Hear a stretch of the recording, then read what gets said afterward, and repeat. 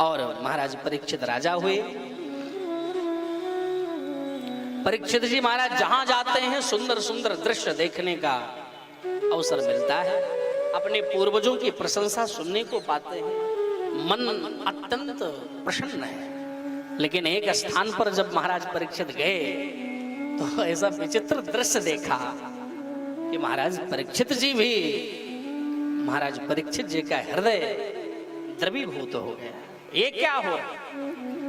एक स्थान पर गाय और बछड़े, ध्यान देना, गाय और बछड़े खड़े हैं और बछड़े के 3 पैर कटे हुए। कितने पैर? 3 पैर कटे हैं। एक पैर पर बछड़ा खड़ा है मेरे भाई बहन, और गाय माता रो रही है। तो बछड़ा कह रहा है कि मां तुम क्यों रो रही है? ये हमारे पैर कट गए इसलिए रो रही है, क्या बात है? अथवा आपके प्राण वल्लभ कृष्ण आपको छोड़ करके चले गए, क्या इसलिए रो रही हो? क्या कारण है आपके रोने का? जरा बताओ तो सही।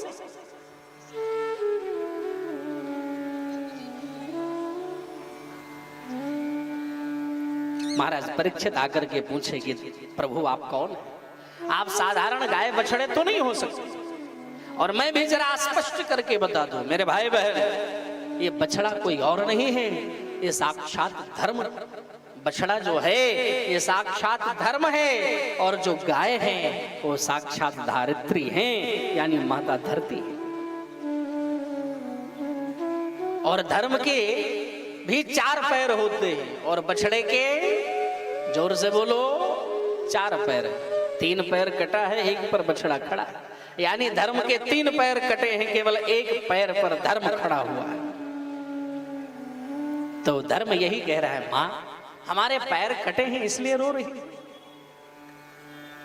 अथवा आपके प्राण वल्लभ आपको छोड़ करके चले गए इसलिए रो रही हो, क्या कारण है? बताइए, कृपा करो मां।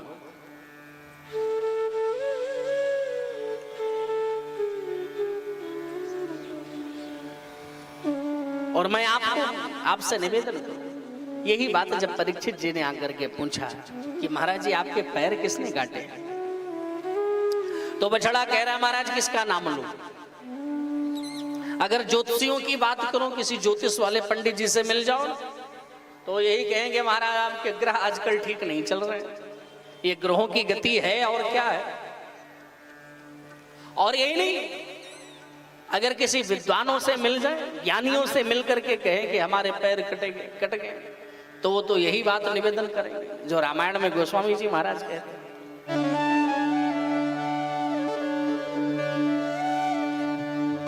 क्या कहेंगे? जैसा कर्म करोगे तदनुसार फल पाओगे भाई, है नहीं? अब आपका कर्म कैसा है, कर्म के अनुसार ही फल मिलता है। कर्म प्रधान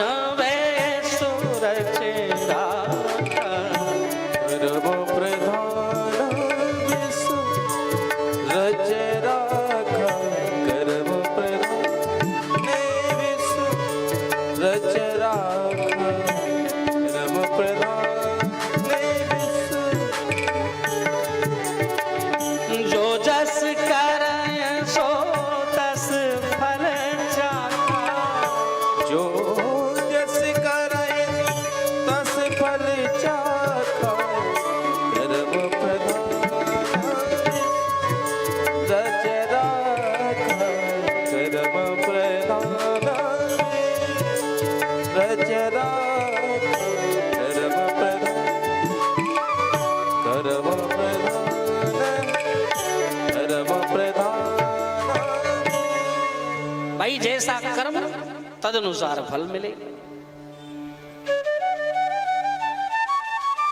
तो सामने परीक्षित जी ने देखा तो एक बड़ा मोटा ताजा काला काला व्यक्ति खड़ा। भैया आपका परिचय क्या है? बोले महाराज मेरा नाम कली है। ओहो, आप यहाँ कैसे भाई? बोले महाराज अब आप ही बताओ हम कहाँ जाएं, हम भी तो यहीं रहेंगे। तो बोले आप रहेंगे, लेकिन आपके गुण कितने हैं और अवगुण कितने हैं, हमें पहले ये तो बताओ। तो महाराज कली बोल पड़े, देखो भाई हमारे अंदर गुण तो केवल एक है और अवगुण का मैं भंडार हूं। बोले गुण क्या है? कौन सा गुण है? सोई बोल पड़े। कल युग के बल हरे गुण गा, कल युग के बल कल युग के बल गुण गा, कल युग के बल गुण गा, गावहि नर गावहि नर पावै भव था, गावहि नर पावै भव था, कलयुग के बल गुण गा, कलयुग के बल कलयुग के बल हरि गुण गावा, गावै नर गावै नर कलयुग के गुण गावा, कलयुग के बल कलयुग के कलयुग के भाई गुण तो आपका बड़ा प्यारा है। कलयुग में आप कहीं भी बैठे रहो,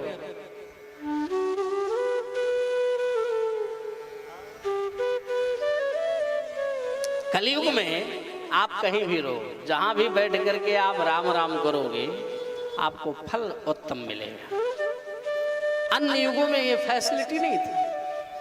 अन्य युगों में तो आपको जंगल लोग जाते थे, भजन करते थे, पंचाग्नि तपते थे, कितनी कितनी विभूति रमाते थे, तब जाके उनका कल्याण होता था।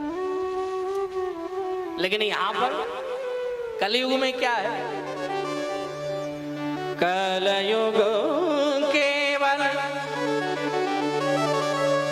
नाम आधारा,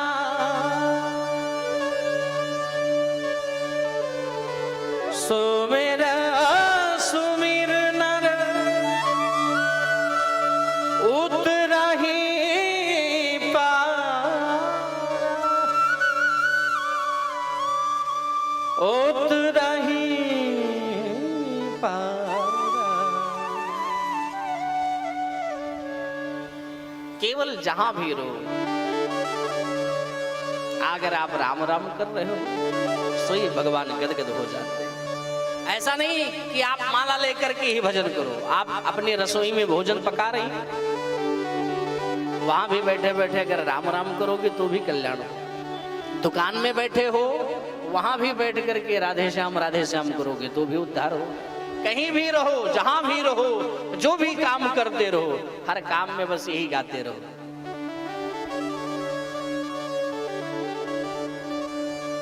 क्या? राधा रमण राधा रमण राधा रमण कहो।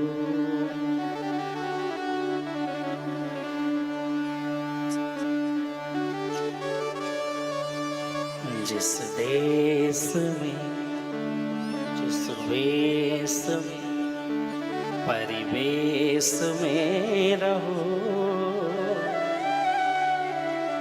राधा रमण राधा रमण राधा रमण कहो। कहीं भी रहो,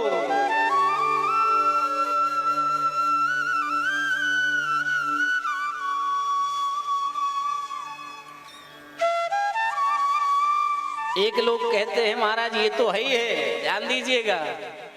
बोले क्या?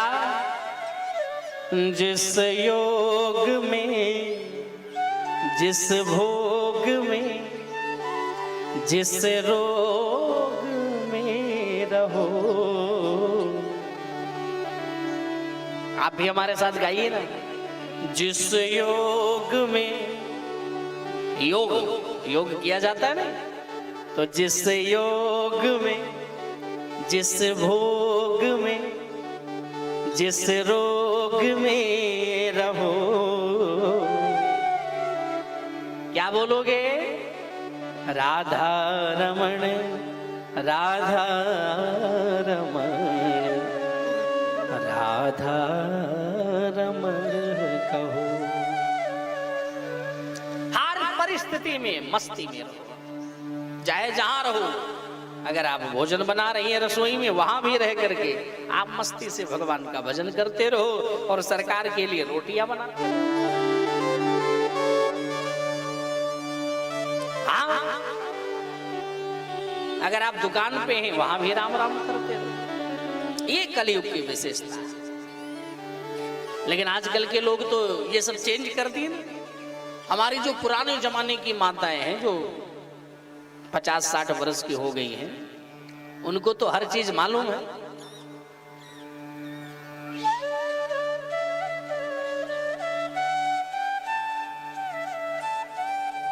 बाकी हर व्यक्ति को तो नहीं मालूम है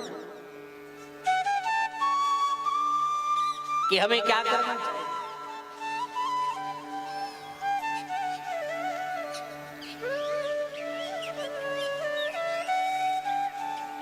एक और निवेदन करता चलूं मैं। कथा तो दूसरी चल रही है लेकिन याद कुछ दूसरा आ गया। अशोक जी ध्यान दीजिए, अभी यहाँ कथा चल रही है और डायरेक्ट लाइव टेलीकास्ट चल रहा है, आप देख भी रहे हैं। तो मैं आप सबसे एक आग्रह करता चलूं, हमारी बातों को अन्यथा मत लीजिएगा।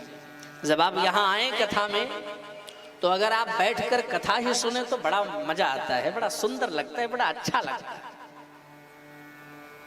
लेकिन अगर आप यहाँ आओ और सीधा व्यासपीठ के आगे आकर के फोटो निकालो, ये कितना भद्दा लगता है, किस हद तक गंदा लगता है, आप सोच सकते हैं। इसलिए मैं सबसे हाथ जोड़कर प्रार्थना करता हूं, कथा के बाद आप कुछ भी करो, कथा के बाद आप फोटो निकालो, खूब बढ़िया सेल्फी लो, हम भी आओ हमारे साथ लो, हम भी आपके साथ सेल्फी लेने के लिए बड़े उत्सुक रहते हैं कि ये सब हमारे भाई जो भगवान के भक्त हैं, ये सब हमारे जनता जनार्दन, चूंकि आप हमारे लिए भगवान, आप नहीं है तो हम नहीं है, अरे आप नहीं है तो भगवान नहीं है, हमारी क्या बात। तो हमारे अंदर भी उत्सुकता है कि हम आपके साथ फोटो निकालें, हमारी आपकी याद बनी रहेगी कि हम गए थे वहां पर, है नहीं।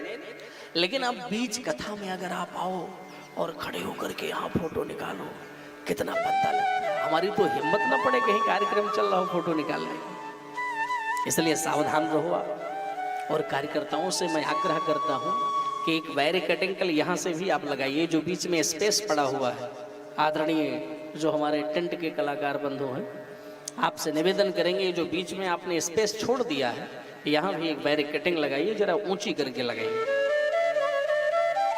बाकी क्षमा करना है।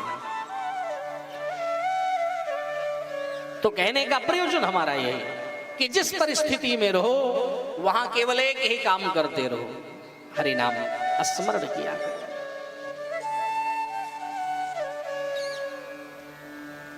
और रसोई में रहो या कहीं भी रहो, रसोई में भी रह करके फिल्मी गाने ना गा करके भगवान का भजन करो।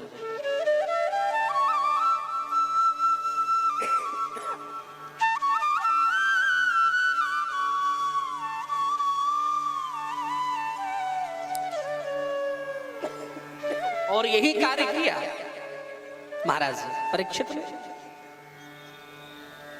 जब कलयुग के गुण को देखा तो प्रमुदित हो गए। कलयुग ने कहा महाराज हमको भी कोई स्थान दीजिए रहने के लिए। तो कलयुग को स्थान दिया रहने के लिए। कौन सा स्थान दिया? दूतम पानम स्त्रियः सोना यत्र धर्मश्चतुर्विधा।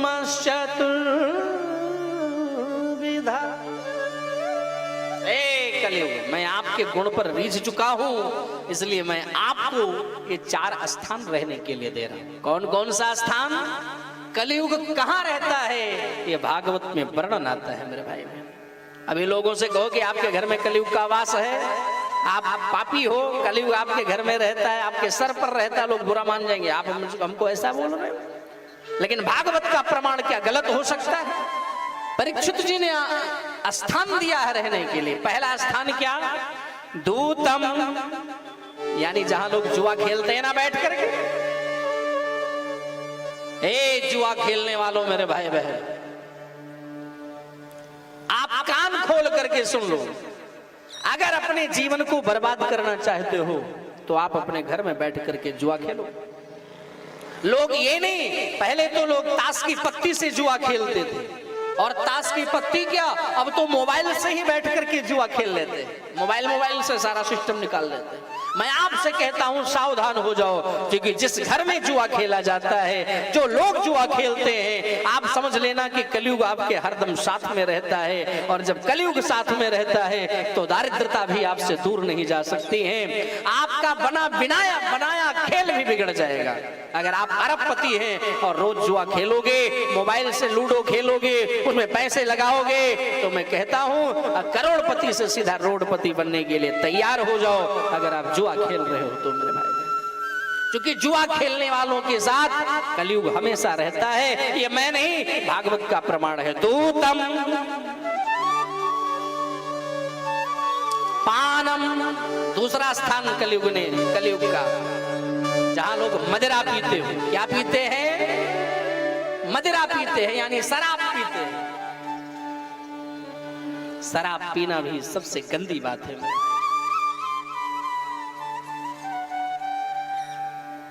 जो शराब पीते हैं उनके भी घर में कलयुग रहता है। यह स्थान महाराज परीक्षित ने दिया।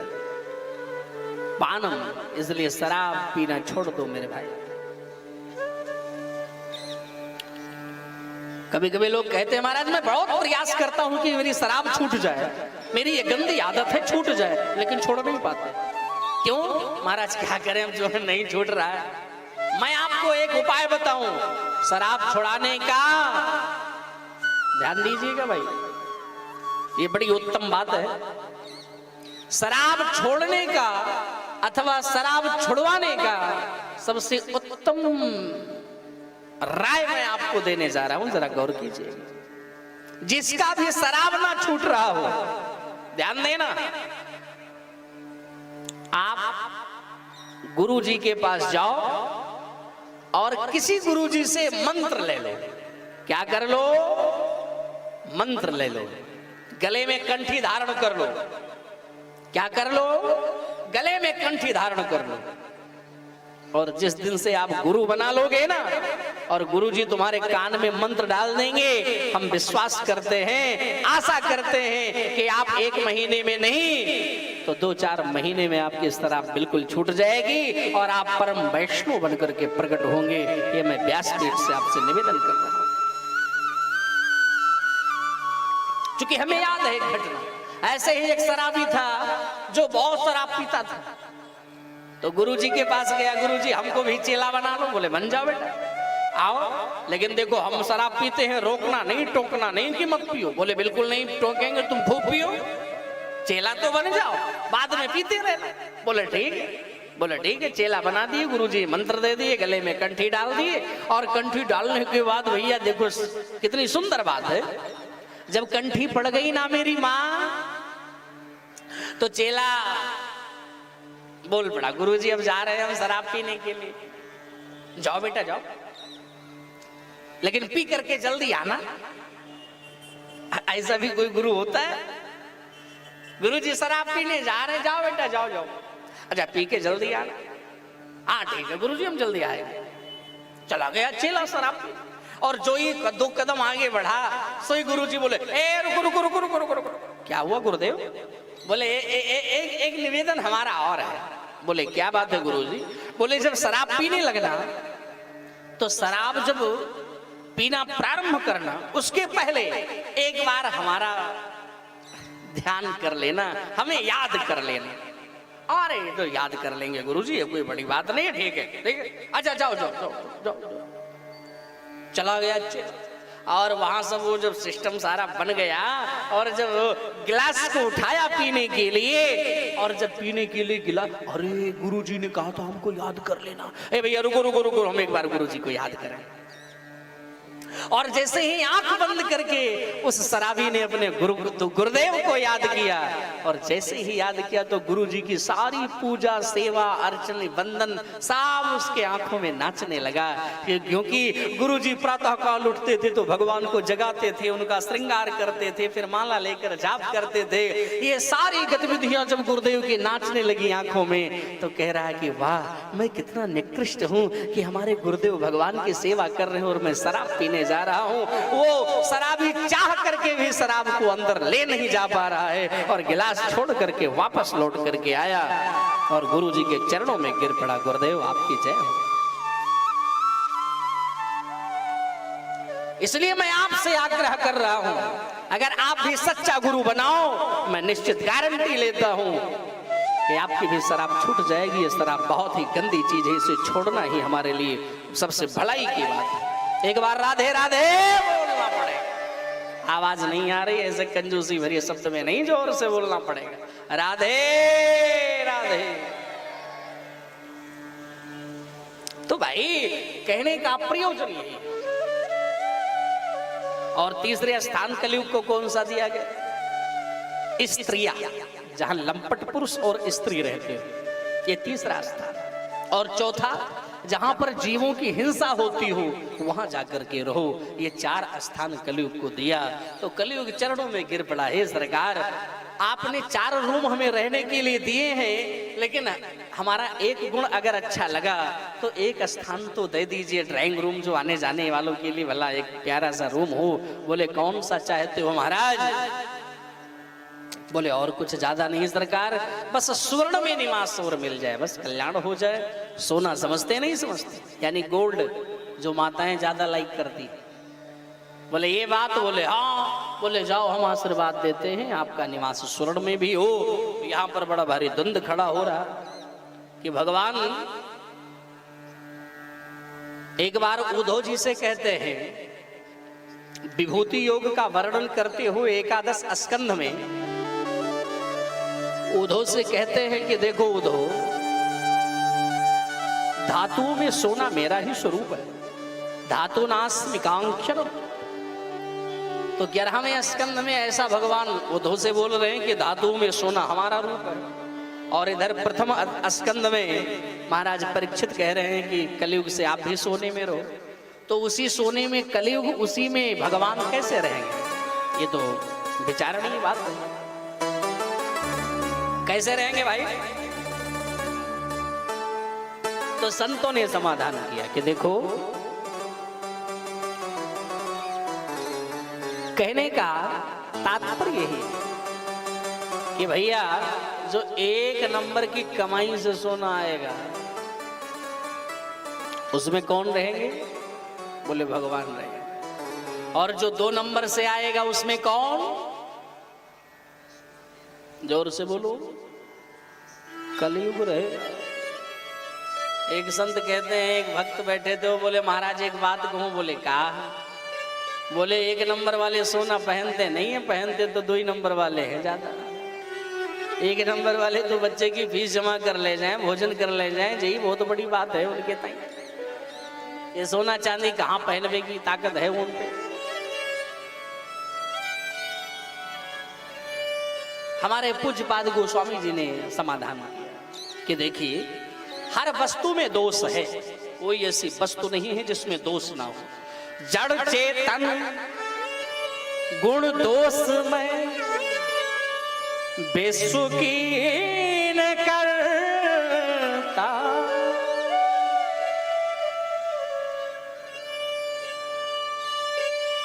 हर वस्तु दोष से भरी हुई। ध्यान देना, आपने भोजन बनाया, अभी वो क्या है?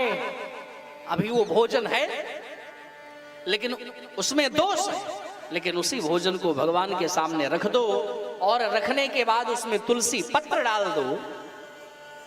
उसी भोजन में आप तुलसी पत्र डाल दो, तो फिर वो भोजन भोजन नहीं, फिर क्या बन गया? प्रसाद बन जाता है। ऐसे जो भी चीज हम धारण करें, हर वस्तु में दोष है, लेकिन जो भगवान को समर्पित कर दी जाए उसका सारा दोष समाप्त हो जाता है।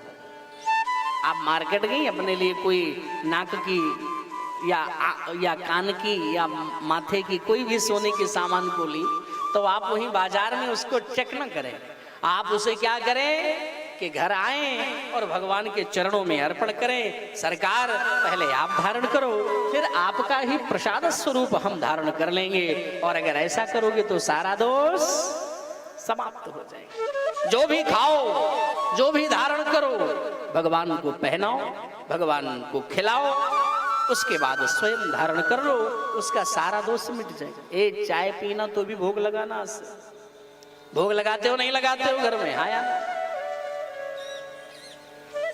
केवल 2 ही लोग भोग लगाते हैं इतनी भी भीड़ में भैया।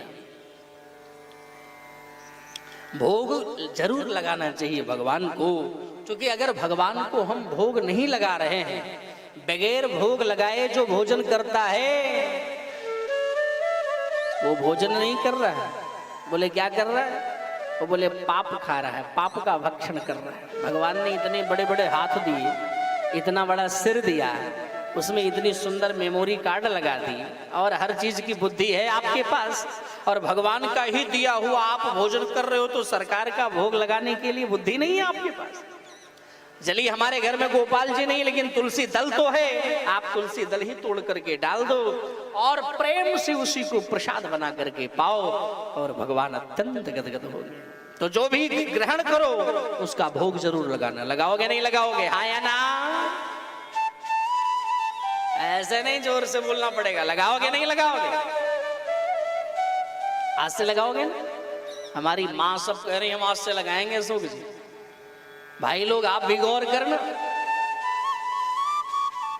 अवश्य भोग लगाना। और यही बात मैं नहीं कह रहा हूं, आप रामायण का अध्ययन करो तो पूज्यपाद गोस्वामी जी महाराज भी रामायण में कहते हैं।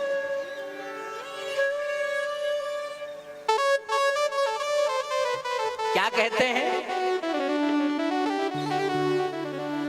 तुम निवेदित भोजन कर,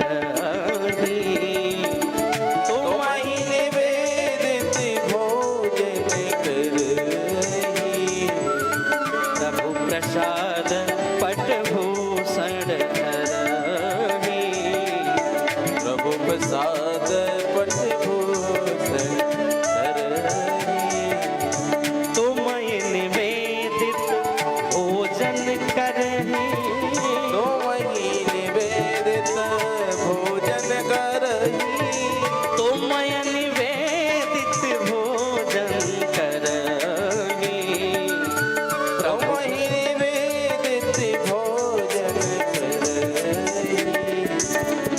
प्रसाद पट भूषण धरहि, प्रभु प्रसाद पट भूषण धरहि। जो भी ग्रहण करो भगवान का भोग लगाओ और प्रेम के साथ पाओ, उसका सारा दोष समाप्त हो जाएगा मेरे भाई।